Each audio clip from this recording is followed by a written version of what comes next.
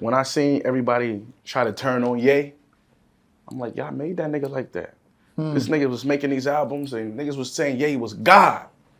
He this, he that, and then he believed it. That's what it looked like to me. He was in that state. Right. Y'all lifted him up so high. I'm saying he could do no wrong. Now he walking around this motherfucker like that. You know what I'm saying? Y'all champion him to that point, and then the reality strikes. Exactly. And they clipped him and needed him again. You know what I'm saying? Clipped them and needed them again. So that's what these dudes, man. That's what these dudes do, man. This game do.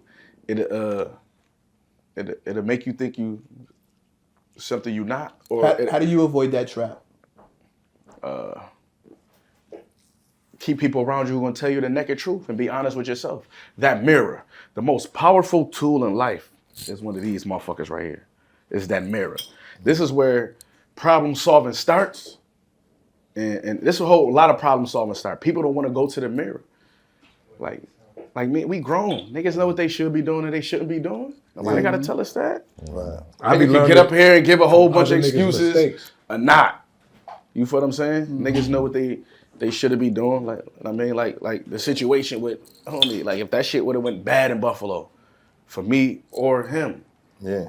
A nigga knew that. Nigga gotta go back to that mirror. Nigga can't blame nothing. Right. People gotta go in that mirror. They don't want to start in that mirror. So when I say start in that mirror, is that I know who I need to be around. I know who to listen to. I got people around me who gonna tell me straight the fuck like it is. Your wife being number one. Definitely her. City boy. That's my right hand man. My manager Chase. My lawyer John Jekyllek. These are people who will tell me shit. They say slick shit. They you know what I'm saying? They say what they feel. You know what I'm saying? So how'd you feel about Kanye? I was pissed off at Kanye West. There we go. Oh man, I was pissed off at Kanye. I was tweeting about him and everything. I was spelling wrong words. I was pissed off. I don't like what Kanye do to our black race, bro. Like, I don't know what blacks done to him, bro. Like for him to, when he was with all that shit, bro, like. You mean the White Lives Matter shirt? Yeah, all that shit. Like, but I gotta say though, man, come on. There we go. I know, bro. He just, I don't T-shirt that said White Lives Matter. I feel like Kanye. Did anybody see the front of the shirt? I don't feel like Kanye. Who cares? Did anybody see the front of the shirt? Who cares? Bro, he say slavery was a choice. I feel the same way. I don't. Me neither. I don't. You're a slave or your ass gonna die. So let me ask you a question. Is your back a choice? Hell no. Nah. So that's slavery. So if I told you, yo, I don't agree with nothing Kanye West says about the black. I feel as a person from what I've seen him do and talk about the black people, I feel like he has no love for or respect for the black race. You think so? I feel he has no love or respect. I feel he loves the white race more. But how can we say that about somebody who stood on national television and actually reported the truth of what was going on? And he said George Bush don't like, but he shows that he doesn't like people. How? He said George Bush doesn't like people. Man, everything you see, you got this platform, and you always try to put blacks under the. You say George Floyd. This is what we live off, bro. Right. We've been in poverty and detriment too long. You use your platform to disgrace us. Don't on no George Floyd. He was up. Fuck that. You say what we saw. He got choked by a white man. Right. He has no intentions to give black people their glory. That's no respect.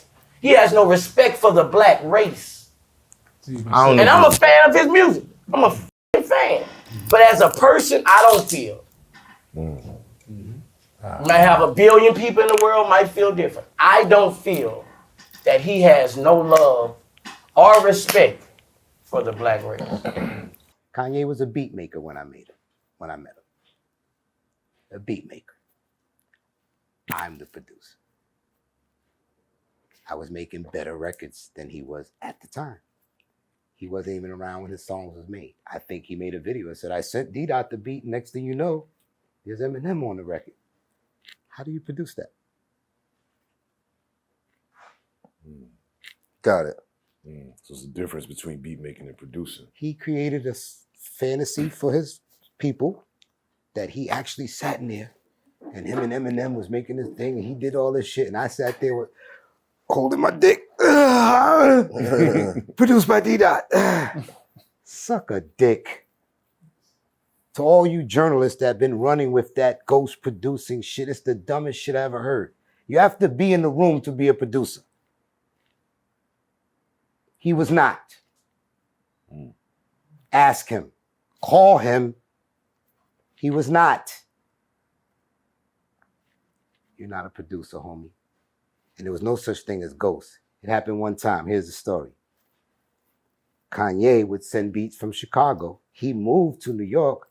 Let's talk about this real quick. The Netflix joint starts off with him at a Jermaine Dupri party. Right. What year was that? 98.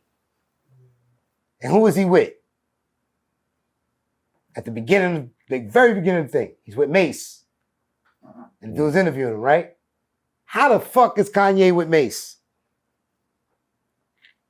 D.Dot.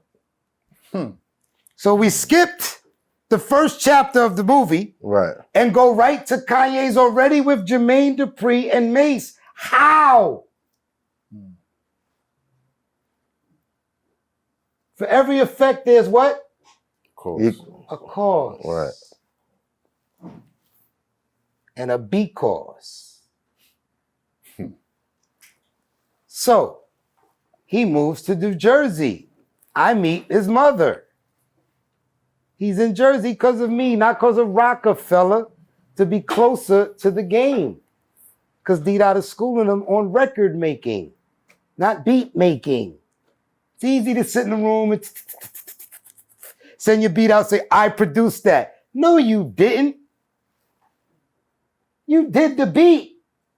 When do instrumental albums sell? By themselves. Somebody has to go in and do the actual work. He did none of that. Ghost producing. Ridiculous statement, dumbest statement I ever heard. Now, the one time his name didn't appear was because he sent a beat pack and I was working on Nas's album. Y'all might have heard this record that came out with Nas on the streets illegal. I want to get high, high. He was rapping. I did that. But I also gave him 3 Kanye beats. And he did songs to him. And they never came out. I sat in the room with him. We did these records. Kanye's is wherever he's at. He don't even know these shit's going on. Album never comes out. A few years later, there's this album that comes out called The Lost Tapes. They don't ask for no credits. They don't call for nothing. Just produced by D.Dot. So that's the one song his name didn't appear on. And I instantly went and corrected it and called. But back then, it wasn't internet where you could just change the credits and it's changed tomorrow. Right. They can't change it. You got to change CD covers. You got to do all this other shit. Right. That was on them. Right. They didn't pick up the phone and call me and say, what's the credits to the record? And if it they, was if years they didn't later. ship out a new set of records. Yeah, they'd have to go through all of that. no And it way was years later, and it was called The Lost Tape. So they found Papa Was a Player sitting in the folder. So that's why he didn't get credit for that. Not my fault. His name is next to my name on every record we did together. Also not And your he got intention. all his money, huh? I said also not your intention. And also not my intention because I didn't even know this shit was coming out. Right. Right. So they thought you produced it. I did produce it. He did the beat. So Right. we produced it together. It's called a co-production, not a ghost production. Right. It's called co-producing. But He his gets name, credit. his name wasn't on His it. name wasn't on that one song. Right. And it was because when I did it in 98, whatever year I did it, it didn't come out till whatever year Lost Tapes came out. So he felt a certain kind of way He about felt that? a certain kind of way, but he obviously in his management obviously know that wasn't a Derek doing because we can find this information out. It's not a Masonic thing. He can call up there, and find out. This is something simple. And again, not my intention. Right. So, but a narrative got ran with to where some of these rap stab suckers are running with ghost producing. But let's fast forward. If he did ghost produce for me, let's just say that was the case, what is Mike Dean for him?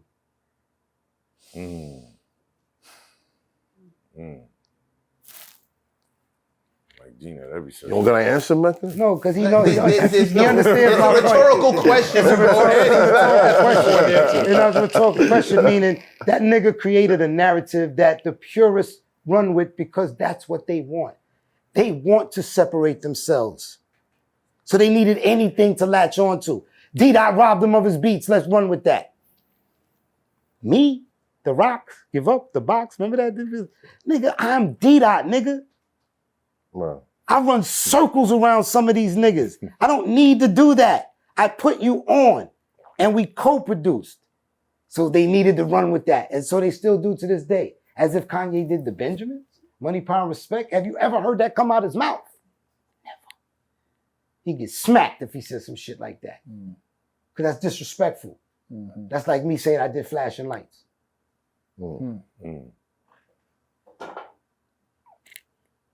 He did none of the beats that I'm famous for. He wasn't even around when them beats was made. For the record. But for the record, what did you actually teach him? Sounds. What goes with what? I mean, don't get it wrong. He was already genius in the making. Let's not get it twisted. He wasn't some clay and I just molded this nigga. Nah, he was already who he was. It was just adding on. Right. It was just additions. He was already, that's what attracted me to him. This is not, I didn't create this man. No, I'm never saying that. He was already a genius in the making. He just needed to fine tune it, just like all geniuses do. No, I think he's a genius, but at some point, don't outthink yourself, nigga. If you got everything in life. Ego? Do you know the purpose of your ego? It's to protect you. But his ego is your ego can be overly protected. Let me just say this. You don't think something is wrong with that nigga? You know something's wrong with him. But no, seriously wrong. Not kind of wrong. I think something's wrong. I think something's wrong with him. I think something's wrong with Jay-Z. No, not the way something's wrong with him. Not like Kanye though. Hold on. Because if you look at the norm, these motherfuckers is either very exceptional, or there's something wrong that made them say, nah, I ain't gotta be confined to the shit. Yeah, I mean, I can get more than this. It seems like I can be more than this. You dig what I'm saying? There's not many people who come from the projects that have that type of confidence. Like, I'm gonna be sitting across from the richest people in the world one day having conversations. No, I'm saying there's not many people. Some motherfuckers go into an interview, they see a white man and they get nervous. But I'm saying everything that Kanye is doing is not for us. It's for his ego. Why was he selling the White Lives Matter t-shirts? What the fuck was that all about? Why was he selling them? He tried to. Yeah, and after he got the backlash from that was when all the how to feel nigga shit came up. Because didn't white people own Black Lives Matter? No. But I'm saying though. Why not? Oh, Jesus Why? Christ. So if I wear an Asian Lives Matter shirt, No. He's gonna turn on me? No. If Asians was having an issue in this world right now, or if Asians was the, you know what I mean, was the like the focus of discrimination, you know, in some particular way or whatever, and then you highlighted the shit, you know what I mean, by saying the Asians' opposition matter, you know, like. As opposed to Asians, the same thing is co-opting the fucking movement. You know what I mean? But he just said you need white friends. You do so if you need white friends, and he put on a White Lives Matter shirt. No. But see, those who would wear that shirt aren't your friends. Right. They don't want to be your friends. Exactly. If they're rocking a White Lives Matter shirt, they are not your friends. See, that's cool. You need white friends to help you. Number one, to help you with business. And number two, to show you a different side of a lifestyle that a nigga ain't trying to show you that. Niggas is too busy being tough. Not necessarily. Niggas is too, the problem with niggas right now is because they listen to other niggas. They listening, all our shit is built on a false narrative because a nigga's telling you something where he don't want you to get with him and the white man. Most of that shit is a false narrative. They let everybody open up stores but us. It is. No. But who started the narrative? And what purpose does it serve? It's not true. People walk around hypnotizing themselves. It's not true. Yo, they ain't never gonna let us get up. They ain't never gonna let we always fucking shit up. We don't never support each other. If we rehearse that all day long, how's it gonna be? The white man is the devil. The white man is the devil. The white man, the black man is the devil too. Anybody, I think that anybody's Absolutely. capable All of being the skin folk devil. ain't kin Hey, folk. whoever's in fucking charge is the motherfucking devil. No, look. They don't give No. a fuck about nobody underneath. And I You can't, understand what I'm saying? I can't agree with that neither. Yeah. Because all right, so when you come into wealth, the first thought is protect my family. Protect my family, take care of my family. Some of these motherfuckers is so paranoid that they will push everybody else down so that their family is good. That's what these families been doing for years. Pushing everybody else down so we're good. You dig what I'm saying? It's instinctive. It's for all of us. If you woke up tomorrow and you won a lottery and you got like $2 billion, your first thought is get everybody in the family together. We're going to go and we're going to figure out how to keep this shit like this. After graduation, what happened with you and Ye? Ye started working a different way after that. He started really wanting to have like a lot of cooks in the kitchen, you know, working on one meal type, you know. Right. It'd be different if you say, all right, we'll bring these cats in, we're gonna do an Italian cuisine. Right. Okay, this day we're gonna do a Jamaican cuisine. Oh, we're gonna do Mexican cuisine.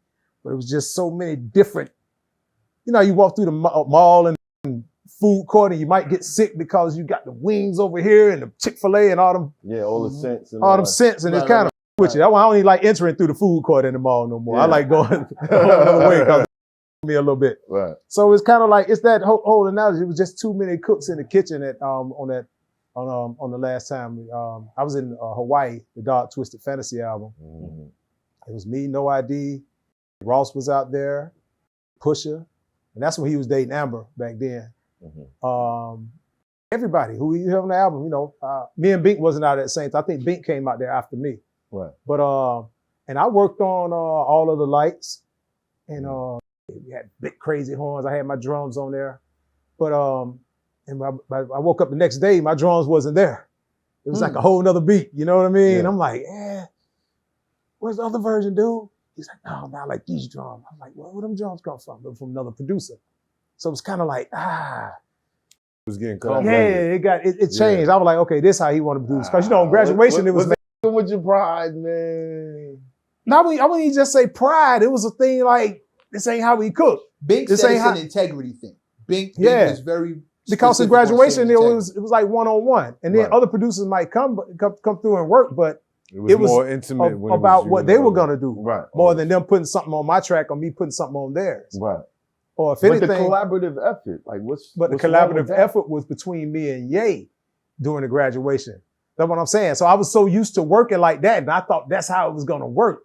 But just having so many producers, come on, man. Like now, when you look at them albums now, look how many songs on there. I mean, how many names on the credits or the writers. Yeah. Man, when you crunch publishing numbers, man, you ain't coming out with.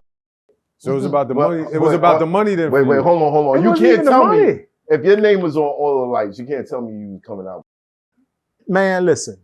How much you made all of the lights? I didn't get, honestly, man, straight up. Big John Platt was like, man, there's so many people on here, man, ain't worth with this record. Really? Yeah, because so many people. Not just a record. It was all right. How many ways you got? But look how many people was on there. Right. It was like, about 15, 20 people? Not just producers. You got to think about how many artists and writers was on there. Like, so we are the world now. That might be some nice. Right. But when you just think about all the lights, I think, Paul McCartney? It was there ain't no telling how much he asked for. For DJ Toomp, it's Paul. And some other big artists than him. I mean, other producers, other artists that was just as well known. But yeah, them numbers didn't come up to nothing, man. Like, yeah, it wasn't the same, bro. And I know things change, but I think, when you start producing like that, this whole sound changed. It even took away from what he did, from what he does to a certain extent. Right. Because even with Good Life, he started off playing with the Michael Jackson sample, and I tweaked it and tuned it up back to the PYT key so we could really make it a song. Right. So it's like that collaborative effort made more sense, but to have 4 other producers on here and get a snare from him, and like even when we did Good Life, I raised hell when he wanted to get some drums from Timbaland for Good Life. I'm like, man, this song is ready. Like, right. Man, I want to get some drums from Tim. I'm like, bro, I got drums all in this ASR. You've been fucking with them. What's up? So do y'all take that like as a form of disrespect for somebody else touch on y'all? Yeah, especially if it don't enhance it in any kind of way. And now, if it enhanced it now, we're like, ooh, shit, yeah, Tim. But it's according to your opinion. It didn't make a difference, bro. It wasn't just, I gotta hear these drums, man. No, but he ended up using mine. I gotta hear them. But he went over to get them, but he ended up using mine. He wound up using Tim drums for Stronger. Yeah, for Stronger. Yeah. And he mixed Stronger I think he mixed Stronger like 8 times. Yeah, he had about 10 producers on that shit. The pressure was on. Yeah. But I think the thing with Kanye, you never worked with, when you made beats, you never in your whole career worked with other producers or had them in the started off. studio. It was me, when I started off with Shadi, it was me and this guy. It was me, Shadi, because he knew how to work the SP12 also. But my other homeboy who I grew up with named Mike Fresh. Mm-hmm. So Mike, like 5 years older than me. So he taught me how to use the SP and I went crazy on it. And that's when we started working together. So yeah, just working and collabing, building with a producer and actually doing it together is one thing. But you laying some shit down and everybody like, ugh, you get that face like, ugh, nigga, that shit hard. Right. And it's like, and come back the next day, motherfucker press play and it's like, huh? Well, you know Ye be on his, but ain't Ye the only child? And I respect that. He be on his Jesus thing, so maybe I respect I think it's everybody to be humble. I think it's deeper than that. Say it again. I heard it coming. What you say?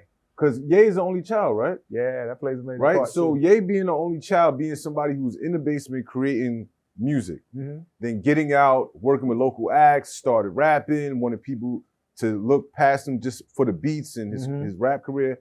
Now he gets the opportunity, gets the bread, and he's able to say, I'm gonna create my own family. Every time I make a project, I'm gonna create my own family. I'm like, subconsciously on some psychological shit, I'm the only child. Right. So with my creativity, I'm able to share it. I'm able to say, yo, Mav, come in, give me some lyrics. Mac, come in, give me some positive stuff to say. Yo, Bigger, come in, give me the God stuff. Yo, you come in with the Quincy Jones, you had a few people who played a part in Off the Wall. You see how when you create, it's the same thing. You bring all kind of elements. If you were creative and you in a room in the studio with me, you gonna do something. Yeah, right. But okay. If you laid your verse, left, came back to the studio the next day, and in place of one line, somebody replaced one of your lines with a different line because they thought that line was better than the one you came. Oh, that nigga gonna lose his mind. No. Oh, they fuck around and edit one of yours. They might edit out than what he did. Hot? Yeah, if it's hotter than what he did, he gonna be I'm loyal to the what if one of your main punchlines in a song was chopped out just to chop it and make a radio version? You'd be like, hey man, y'all gotta fix that shit. That line right there was an important part of this song. Now that y'all want to make it 3 minutes and 25 seconds, y'all done chopped that part off. We got to go back and fix that shit. And you didn't know about it. You're gonna want that. You're gonna want that line in that motherfucker. You gotta. I'm a little different because I stopped working on my solo project to work on the whole NYB project. So I don't feel that way. I feel like it's about the greater good. You know what I mean? No, I think that's the difference. You agreed. You're agreeing. Oh, if somebody just did it. He's saying he just went. Oh, nah, you gotta get punched in the face. You gotta get punched in the face. It's hot trapper turn smack rapper. Only smack rapper that you know is smack rappers. Got bars I can hang with the backpackers. Trap star, I don't hang with the backpackers. I'm in the hood with the work you heard. Making fiends leave earth you heard. Got your baby mama thirst you heard. Feel the flow, nigga, throw it in reverse. This the wave you need to surf you heard.